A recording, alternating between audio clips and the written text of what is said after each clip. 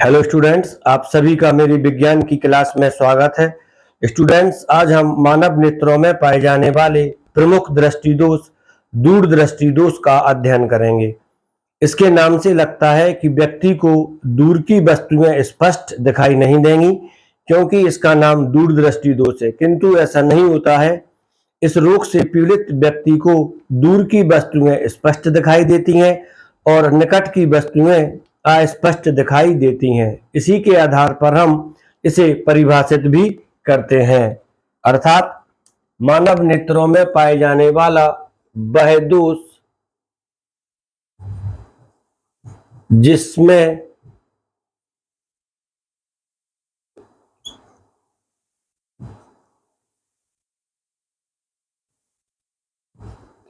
दूर की वस्तुएं स्पष्ट दिखाई देती हैं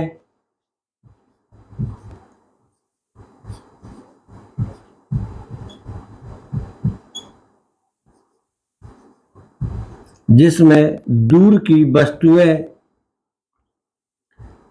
स्पष्ट दिखाई देती हैं और पास की वस्तुएं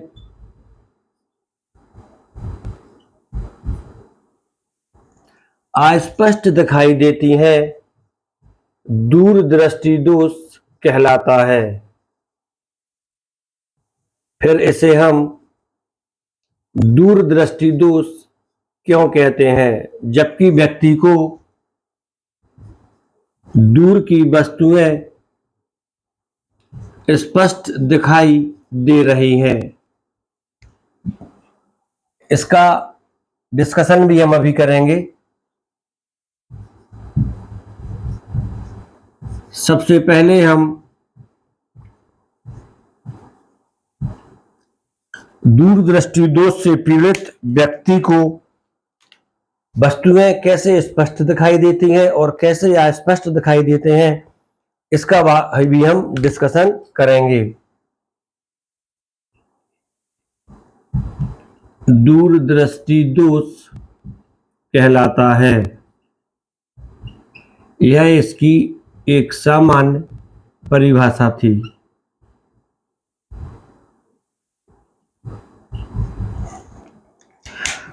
अब हम दूरदृष्टि दोष से पीड़ित व्यक्ति की आंखों में बनने वाले प्रतिबिंब का अध्ययन करेंगे।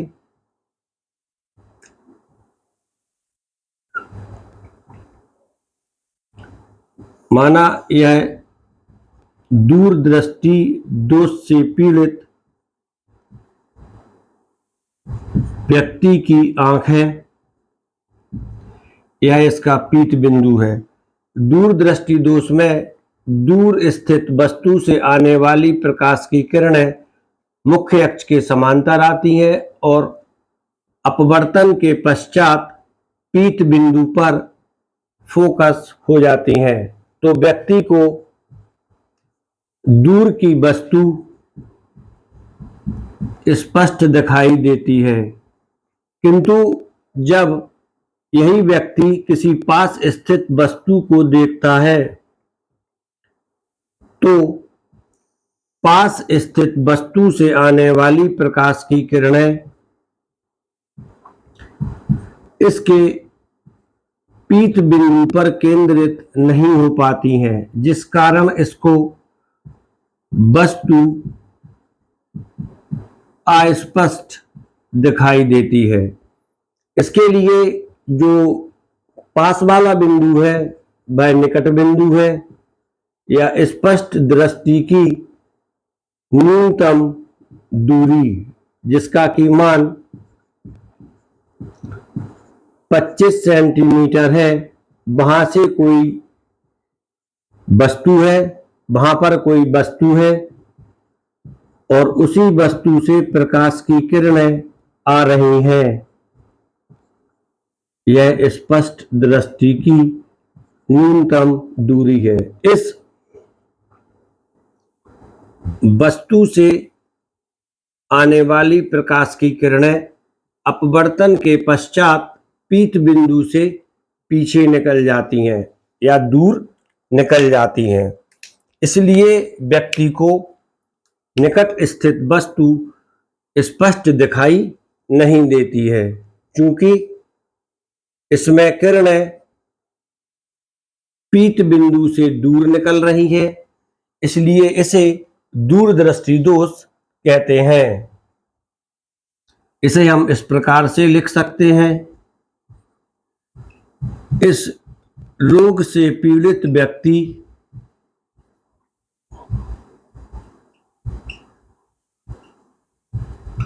की आंखों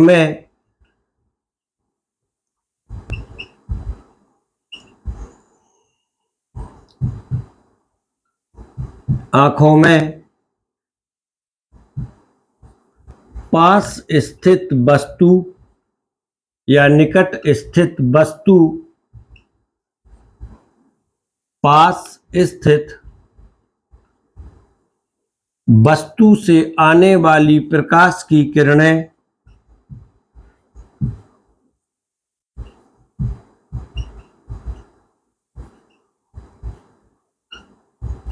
रेटिना या पीत बिंदु से दूर निकल जाती हैं।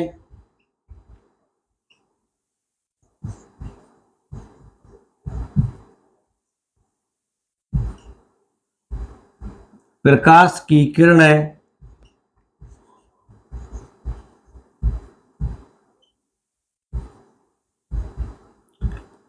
पीत बिंदु के पीछे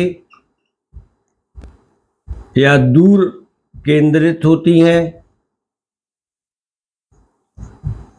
या दूर मिलती हैं, इसलिए इसे दूरदृष्टि दोष कहते हैं।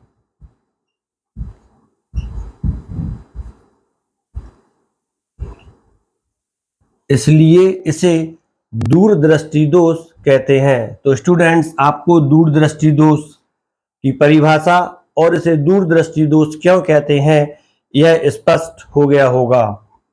इसलिए इसे दूरदृष्टि दोष कहते हैं। क्वेश्चन आता है, मनुष्य की आंखों में यह रोग उत्पन्न क्यों हो जाता है, अर्थात दूरदृष्टि दोष के कारण कौन कौन से हैं। तो स्टूडेंट, निकट दृष्टि दोष की तरह दूरदृष्टि दोष के भी दो प्रमुख कारण होते हैं। पहला कारण होता है, आप यहां पर देखें कि किरणें रेटिना के पीछे निकल रही हैं। यह तभी हो सकता है जब इसका हम पहला कारण लें कि नेत्र लेंस की फोकस दूरी बढ़ जाए, अर्थात नेत्र लेंस की जो वक्रता होती है, जो कर्व होता है, वह कम हो जाता है, तो नेत्र लेंस की फोकस दूरी बढ़ जाती है। इसे हम दो तरह से लिख सकते हैं, नेत्र लेंस की वक्रता कम हो जाए, या हम लिख सकते हैं नेत्र लेंस की फोकस दूरी अधिक हो जाने के कारण। पहला कारण नंबर 1, इसको हम लिख देते हैं नेत्र लेंस की फोकस दूरी अधिक हो जाने के कारण। नेत्र लेंस की फोकस दूरी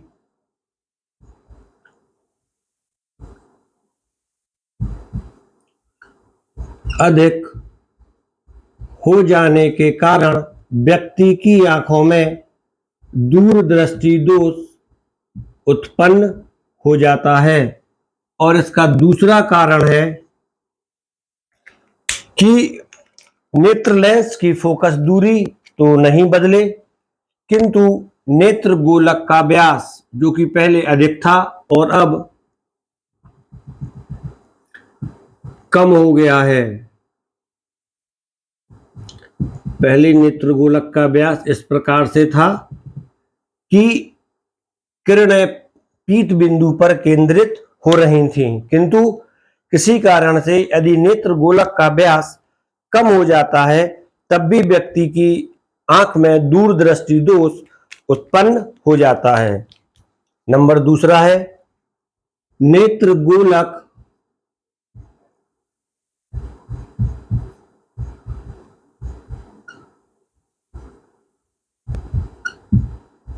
का व्यास कम हो जाने के कारण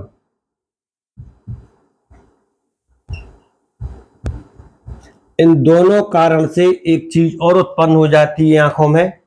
अब हम उसका अध्ययन करेंगे। नेत्र गोलक का व्यास कम हो जाने के कारण, इसको अलग कर दें, इसकी अब आवश्यकता नहीं है। जो चीज हमें एक्सप्लेन करनी थी वो मैंने एक्सप्लेन कर दी है। इन दोनों अवस्थाओं में व्यक्ति की आंख में उपस्थित, आंख में नहीं बोलना चाहिए, स्पष्ट दृष्टि की न्यूनतम दूरी इन दोनों कारणों से इस रोग में स्पष्ट दृष्टि की न्यूनतम दूरी अधिक हो जाती है, या हम कह सकते हैं इस रोग में निकट बिंदु पीछे की ओर शिफ्ट हो जाता है या इसकी दूरी बढ़ जाती है। निकट बिंदु की दूरी बढ़ जाती है, अधिक हो जाती है, बढ़ जाती है या अधिक हो जाती है। अधिक हो जाती है यानी जो पहले 25 सेंटीमीटर होती थी सामान्य आंख के लिए, वह अधिक होकर 35 सेंटीमीटर भी हो सकती है, 40 सेंटीमीटर भी हो सकती है और 45 सेंटीमीटर भी हो सकती है, जिसके कारण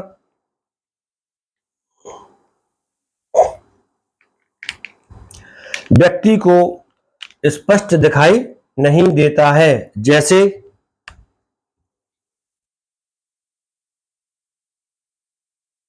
यह नेत्रगोलक,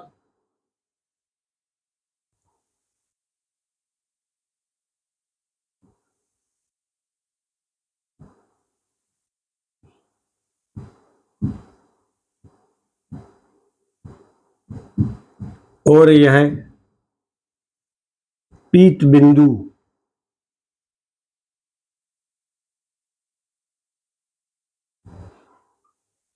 यह इसका वास्तविक निकट बिंदु है। यह इसका वास्तविक निकट बिंदु है जिसकी दूरी 25 सेंटीमीटर है, और यह व्यक्ति की आंख में उपस्थित निकट बिंदु है, जिसके कारण यह रोग उत्पन्न होता है। और यदि व्यक्ति इसके लिए लिख दिया N1 और दूसरे बिंदु के लिए लिख दे रहे हैं N2, यह वास्तविक निकट बिंदु और यह आभासी निकट बिंदु है। यह आभासी निकट बिंदु है। यदि यह वस्तु, यहाँ वस्तु नहीं व्यक्ति, यदि व्यक्ति निकट बिंदु N1 की वस्तु को देखता है तब यह उसे अस्पष्ट दिखाई देगी, और व्यक्ति आभासी निकट बिंदु की वस्तु को देखता है तब यह वस्तु उसे स्पष्ट दिखाई देती है, क्योंकि N2 पर स्थित वस्तु से आने वाली प्रकाश की किरणें अपवर्तन के पश्चात इसके पीत बिंदु पर मिलती हैं, जिसके कारण व्यक्ति को इस बिंदु पर स्थित वस्तुएं स्पष्ट दिखाई देती हैं। अब इसका निवारण या इसको हम दूर कैसे करते हैं इसका अध्ययन करेंगे। यह टॉपिक इंपॉर्टेंट है यहाँ पर। और इसी में इसका निवारण छिपा हुआ है। इस रोग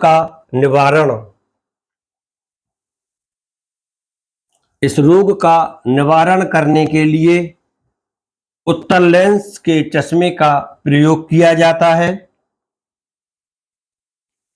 यदि आप इसे याद करना चाहते हैं तब एक आसानी सी या सिंपल सी एक ट्रिक है। दूर में 2 शब्द है और उत्तल में 3 शब्द हैं, तब 2 व्यक्तियों से जीतने के लिए 3 व्यक्तियों की आवश्यकता होती है। यही इसका की पॉइंट है। दूर 2 शब्द, जीतने के लिए 3 व्यक्ति। निकट दृष्टि दोष, इसमें 3 शब्द हैं और 3 व्यक्तियों से जीतने के लिए 4 पूरे व्यक्तियों की आवश्यकता होती है। अवतल में 4 शब्द हैं। तो ये चीज आपको आसानी से याद हो गई होगी। अब हम इसका अध्ययन करेंगे कि दूर दृष्टि दोष में उत्तल लेंस के चश्मे का प्रयोग क्यों किया जाता है।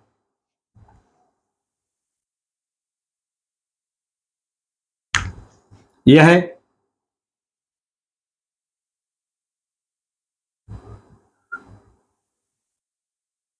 दूर दृष्टि दोष से पीड़ित व्यक्ति की आंख है और इस व्यक्ति को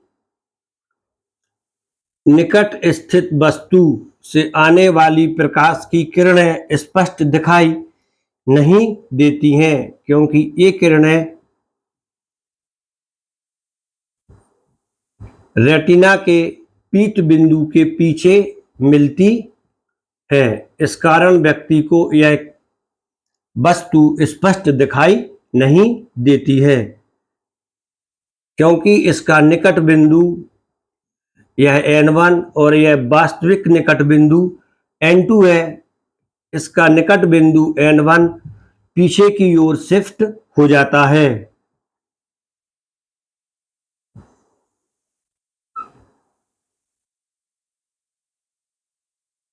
इसके निवारण के लिए व्यक्ति को उत्तल लेंस का चश्मा लगाया जाता है।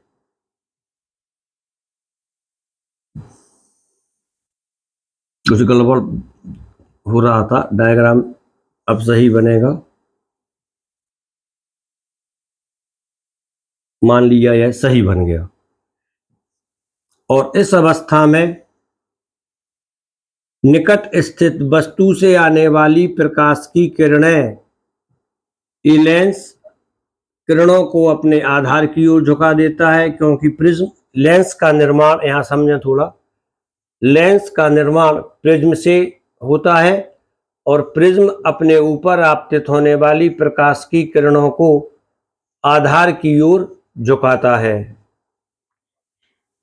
और ये किरणें अब अपवर्तन के पश्चात रेटिना के पीत बिंदु पर मिलती हैं, जिसके कारण व्यक्ति को पास स्थित वस्तु स्पष्ट दिखाई देने लगती है। अब यहाँ पर क्वेश्चन आता है कि ऐसा क्यों होता है, क्योंकि इस अवस्था में व्यक्ति जो वस्तु देखता है उसको वह वस्तु N1 पर ना दिखाई देकर N2 पर दिखाई देती है और इस N2 के लिए व्यक्ति की आंख सही है, क्योंकि यही इसका आभासी दूर बिंदु होता है। यह इसका आभासी दूर बिंदु है। इसको हम लिख सकते हैं कि अवतल लेंस जो कि निकट दृष्टि दोष में प्रयुक्त होता है वह किरणों को फैलाता है और उत्तल लेंस किरणों को एकत्रित करता है। निवारण में उत्तल लेंस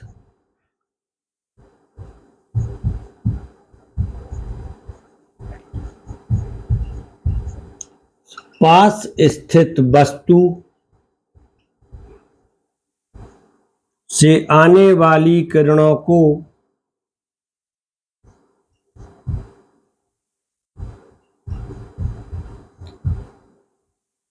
वस्तु से आने वाली किरणों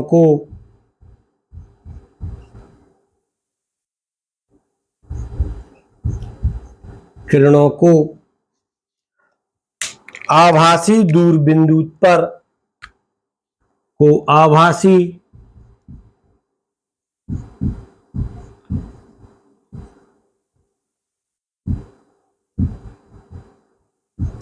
दूरबिंदु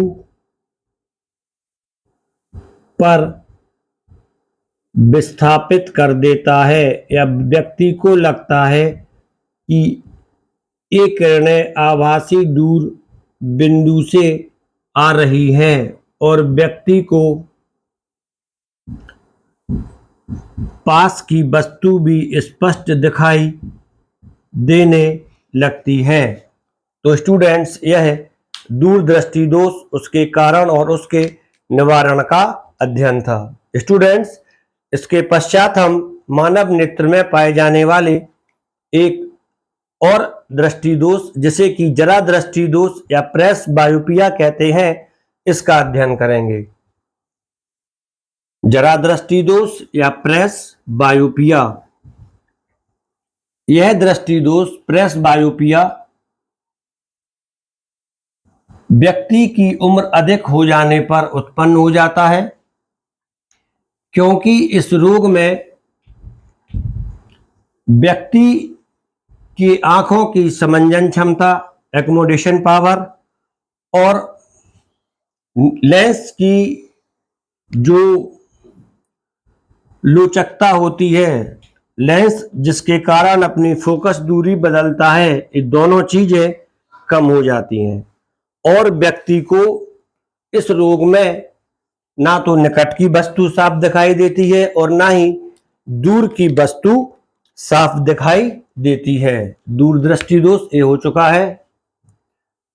इसके पश्चात है जरा। जरा का मतलब होता है कमजोर, कमजोर दृष्टि। इसके नाम से ही स्पष्ट है कि वह रोग जिससे पीड़ित व्यक्ति की दृष्टि कमजोर हो जाती है और उसे ना तो दूर की वस्तु साफ दिखाई देती है और ना ही पास की वस्तु साफ दिखाई देती है। इस रोग से पीड़ित व्यक्ति को दूर एवं पास दोनों जगह की वस्तु अस्पष्ट दिखाई देती है। दोनों जगहों की वस्तु अस्पष्ट दिखाई देती है। इस रोग के कारण मैं एक्सप्लेन कर चुका हूं। पहला कारण होता है नेत्र की समंजन क्षमता में कमी और दूसरा कारण इसमें होता है लेंस की लोचकता कम हो जाना। नेत्र लेंस की लोचकता कम हो जाना या लोच कम हो जाना। मानव नेत्र की समंजन क्षमता, समंजन क्षमता से अर्थ होता है नेत्र लेंस की फोकस दूरी बदलने की क्षमता। नेत्र लेंस की समंजन क्षमता कम हो जाती है और दूसरा कारण इसका होता है नेत्र लेंस का लोच। लोच का मतलब होता है सॉफ्टनेस, लोच कम हो जाना। आप लोच लिख सकते हैं, कई किताबों में लोच स्पष्ट लिखा हुआ है। अब क्वेश्चन आता है कि इसका हम निवारण कैसे करते हैं। चूंकि इसमें दोनों तरह के दृष्टि दोष दिखाई दे रहे हैं, निकट दृष्टि दोष और दूरदृष्टि दोष। अतः इसके निवारण के लिए हम ऐसे चश्मे का प्रयोग करते हैं जिसमें उत्तल लेंस भी हो और अवतल लेंस भी हो। दोनों दोषों के यदि व्यक्ति की आंख में है तब उसके लिए दोनों तरह के लेंस वाला चश्मा पहना देना चाहिए। निवारण के लिए द्विफोकसीय लेंस के चश्मे का प्रयोग किया जाता है। बाइफोकल डिस्टेंस द्विफोकसी लेंस या बाइफोकल लेंस या बाइफोकल लेंस द्विफोकस लेंस के चश्मे का प्रयोग करके। आपने कई व्यक्तियों को देखा होगा जो इस तरह का चश्मा लगाते हैं।